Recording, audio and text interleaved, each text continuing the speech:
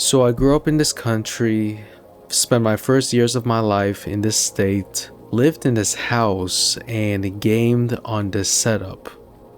I didn't grow up programming. In middle school, the closest thing I've gotten to programming was joining the STEM club in 8th grade, and that club did not have any programming. In high school, the closest thing I've gotten to STEM was attending this science Olympiad event that I was not supposed to attend, but I did anyways because I wanted extra credit in chemistry. But now I'm a developer on Project Reality. I work on shaders, Python, documentation, scripting, and a co-op game mode.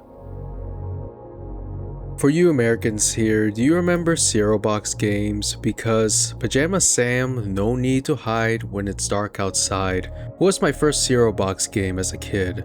I don't regret having Pajama Sam as my first Zero Box game in my introduction to PC gaming. I think that fits my energy that I want to be when I get older.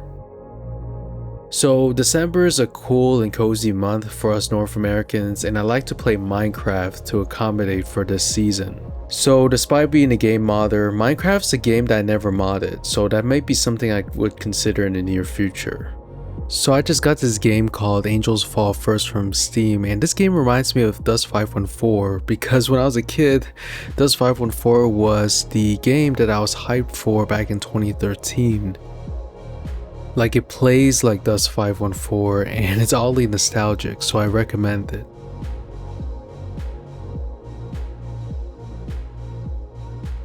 I'm recommending the Crisis Redux mod made by a colleague of mine. This is a modification to the original Crisis game with a lot of updates and features, and I'm really looking forward to trying out the day and night cycle that this mod has, as well as the ability to play this whole game from a third-person perspective.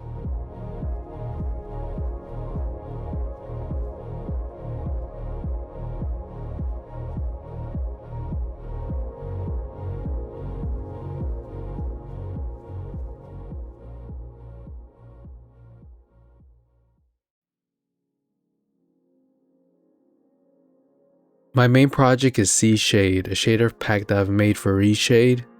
CShade's goal is to be a multi-tool, so you can use it to make your games and videos look better.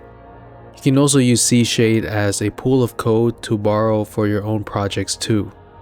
So Project Reality actually borrows a lot of code from CShade. The updated optics uses CShade's noise blur. The updated thermals uses some parts of CShade's quantization shader.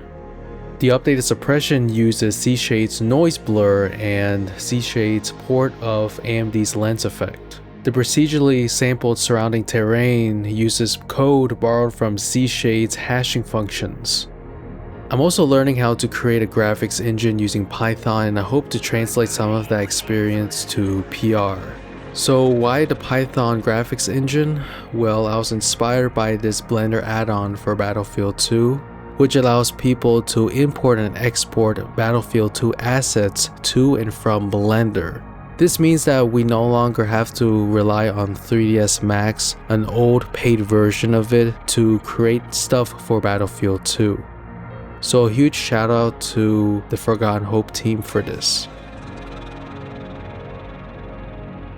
It's my YouTube channel. I'm currently working on producing more videos that document my personal interests and exploration. I want to treat my YouTube channel as my online journal. That is all from me, and I hope you guys have a good rest of your Christmas and take care.